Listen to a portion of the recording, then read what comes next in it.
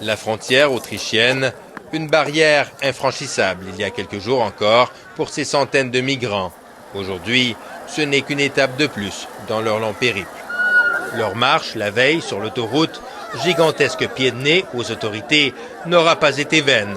L'Autriche leur a finalement ouvert la porte. La Hongrie les a laissés passer. Thank you very much, all the Europe. Aïda Al-Dali a du mal à réaliser qu'elle approche de son but. Les nombreux jours sans sommeil, passés avec sa famille sur la route, rendent pour elle le moment irréel. Mixed feeling, happy and sad. J'ai des sentiments partagés, dit-elle. Je suis heureuse et triste à la fois. Raïd Kadour, lui, ne boude pas son plaisir. Je me sens tellement bien. Je viens d'appeler ma famille en Syrie pour leur dire que je viens enfin d'arriver, dit-il.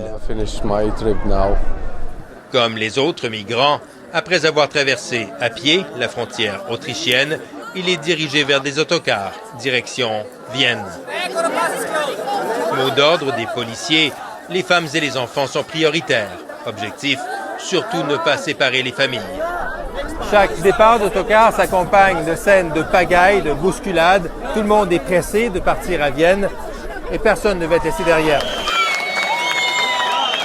À Vienne, des applaudissements retentissent chaque fois qu'un train entre en gare rempli de migrants. Un accueil chaleureux, à 100 lieues de ce qu'ils ont vécu jusqu'ici. Le terminus est devenu une ruche bourdonnante où s'activent les bénévoles. Ils offrent de l'eau, de la nourriture, du café, du réconfort. Chacun mu par la volonté de présenter à ces exilés un autre visage de l'Europe.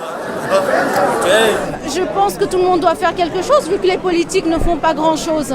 Et j'estime que c'est pas normal que autant de gens fuient leur pays et que personne ne s'y intéresse.